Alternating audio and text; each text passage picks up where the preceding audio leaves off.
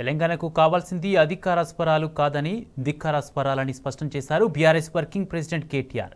ప్రభుత్వాన్ని ప్రశ్నించే గొంతుకలు అవసరమని కుండబద్దలు కొట్టారు. ఖమ్మం, వరంగల్, నల్గొండ పట్టభద్రుల ఎమ్మెల్సీ ఉప ఎన్నికల్లో బీఆర్ఎస్ అభ్యర్థి ఏనుగుల రాకేష్ రెడ్డిని గెలిపించాలని ఆయన విజ్ఞప్తి చేశారు. హన్మకొండ జిల్లాలోని ఒక మారుమూల గ్రామంలో సామాన్య రైతు కుటుంబంలో జన్మించిన రాకేష్ రెడ్డి ప్రతిష్టాత్మక బిట్స్ పిలానిలో విద్యాభ్యాసం చేశారని గుర్తు చేశారు. మేనేజ్మెంట్ మరియు ఎకనామిక్స్లో డ్యూయల్ మాస్టర్స్ డిగ్రీ పొందారని తెలిపారు. అద్భుతమైన వాగ్దాటి, పోరాట పటిమ, ప్రజా సమస్యలపై ప్రశ్నించే తత్వం ఆయన సొంతమన్నారు. కేసీఆర్ ఆశీస్సులతో బీఆర్ఎస్ అభ్యర్థిగా బరిలోకి దిగుతున్న రాకేష్ రెడ్డి ఖమ్మం, వరంగల్, నల్గొండ పట్టభద్రుల ఎమ్మెల్సీ స్థానానికి సరైన చాయిస్ అని స్పష్టం చేశారు. ఈ మేరకు ఈ నెల 27న జరిగే ఎమ్మెల్సీ ఉప ఎన్నికలో రాకేష్ రెడ్డికి మొదటి ప్రాధాన్యత ఓటు వేసి గెలిపించాలని ట్విట్టర్ వేదికగా కేటీఆర్ విజ్ఞప్తి చేశారు.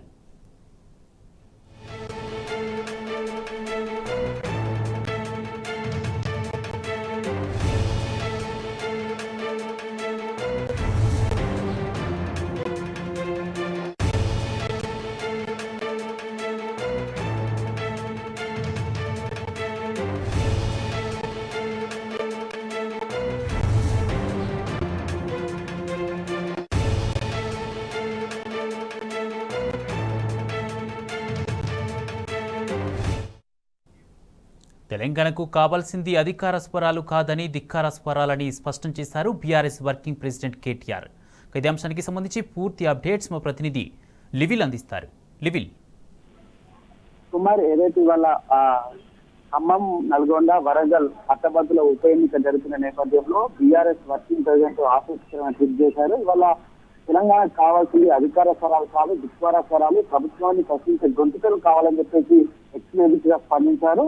ఖమ్మం, వరంగల్, నల్గొండ పట్టభద్రుల ఉప ఎన్నిక సంబంధించి బీఆర్ఎస్ పార్టీ అభ్యర్థి ఏనుగుల రాకేష్ రెడ్డి గారు హన్మకొండ జిల్లాలోని ఒక మారుమూల గ్రామంలో సామాన్య రైతు కుటుంబం జన్మించారు. పరిష్కారాత్మకమైన బిట్స్లో విద్యాభ్యాసం పూర్తి చేశారు. మేనేజ్మెంట్ మరియు ఎకనామిక్స్ డ్యూయల్ మాస్టర్ డిగ్రీ పూర్తి ఉన్నారు. కాబట్టి ఖచ్చితంగా రాకేష్ రెడ్డిని గెలిపించుకోవాల్సిన అవసరం గ్రాడ్యుయేట్స్ ఎంతైనా ఉందని చెప్పేసి కూడా ఈ సందర్భంగా ఎక్స్ వేదికగా చెప్పారు. అమెరికాలో 7 ఏళ్ల పాటు పలు అంతర్జాతీయ కంపెనీలు ఉద్యోగం చేసిన రాకేష్ ప్రజలకు సేవ చేయాలనే ఉద్దేశంతో ప్రత్యక్ష రాజకీయాల్లోకి అడుగుపెట్టారు. అద్భుతమైన వాగ్దాటి, పోరాట పట్టుగా ఉన్న ఆ ప్రజా సమస్యలపై ప్రశ్నించే తత్వం కలిగిన రాకేష్ రెడ్డి సమకాలీన రాజకీయ అంశాలపై, ఆర్థిక స్థితిగతులపై ప్రముఖ వార్తాపత్రికలు ఆర్టికల్స్ రాయడమే కాకుండా నవశకానికి నాంది, ప్రగతి రథ చక్రాలు, fiscal federalism, than of new era, Telangana economic లాంటి పుస్తకాలు రచించారని చెప్పేసి కూడా ఈ సందర్భంగా కొనియాడారు. అయితే సివిల్స్ కోచింగ్ తీసుకునే విద్యార్థులకు Indian economy, Telangana economic guest లెక్చర్లు కూడా రాకేష్ రెడ్డి ఇచ్చారు. పోటీ పరీక్షలకు సన్నద్ధమయ్యే పేద విద్యార్థుల కోసం రాకేష్ రెడ్డి ఈ క్లాసెస్ యాప్ అనే ఈ కోచింగ్ యాప్ ను రూపొందించి ఉచితంగా అందజేశారు అని చెప్పేసి కూడా ఈ సందర్భంగా కొనియాడుతూ హన్మకొండలో మెగా జాబ్ మేళా నిర్వహించిన రాకేష్ రెడ్డికి ఖచ్చితంగా ఈసారి ఎన్నికల్లో గెలిపించుకుంటే ఎవరైతే నిరుద్యోగ యువతంలో వారికి బంగారు భవిష్యత్తు ఉంటుందని చెప్పేసి కూడా ఈ సందర్భంగా టీవీ చర్చల్లో చురుగ్గా పాల్గొని విద్యార్థి నిరుద్యోగ ఉద్యోగ సమస్యలపై బలంగా గలం వినిపించే వ్యక్తి రాకేష్ రెడ్డి అని చెప్పేసి కూడా ఈ సందర్భంగా కొనియాడారు. అయితే కరోనా మహమ్మారి సమయంలో వరంగల్లో వరదలు వచ్చినప్పుడు ప్రజలకు అండగా తన వంతు సహాయాన్ని అందించారు.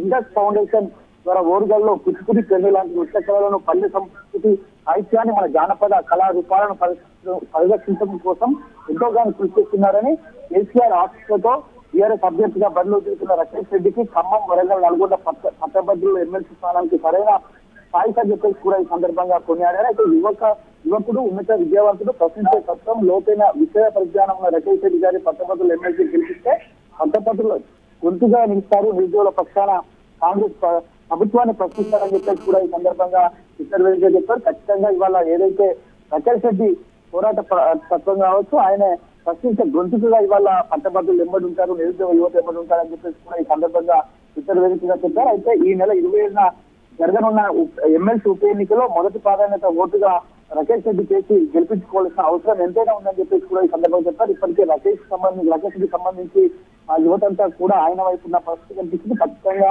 ప్రశ్నించే గొంతుకుగా ఇవాళ శాసన మండలిలో ప్రశ్నించే గొంతుకుగా రాకేష్ రెడ్డి ఉంటారని చెప్పేసి కూడా పలు నేతలు భావిస్తున్నారు. అందుకు అనుగుణంగానే ఇవాళ రాకేష్ రెడ్డి చేస్తున్న ప్రచారం కూడా కనిపిస్తుంది. ఎక్కడికి వెళ్ళినా ఈ నిరుద్యోగ యువతంతా కూడా ఆయనకు జేజేలు పరిస్థితి కనిపిస్తుంది. వాళ్ళు ఏదైతే కాంగ్రెస్ ప్రభుత్వం, కాంగ్రెస్ పార్టీ హామీలు ఇచ్చి వాళ్ళ అమలు చేయడంలో ముందు లేదు. నిరుద్యోగ వృత్తి కావచ్చు, నోటిఫికేషన్ కావచ్చు, జాబ్ క్యాలెండర్ వంటి ఈ అంశంలో కూడా ఇలా కాంగ్రెస్ పార్టీ ఆ మాట నిలబెట్టుకోలేదు. అలాంటి తరుణంలో ఖచ్చితంగా రాకేష్ రెడ్డి గెలుస్తారనే ధీమాను కూడా ట్విట్టర్ వేదికగా వెల్లడించినట్టు తెలుస్తుంది కుమార్. రైట్, థ్యాంక్ యూ లివిల్ రెడ్డి.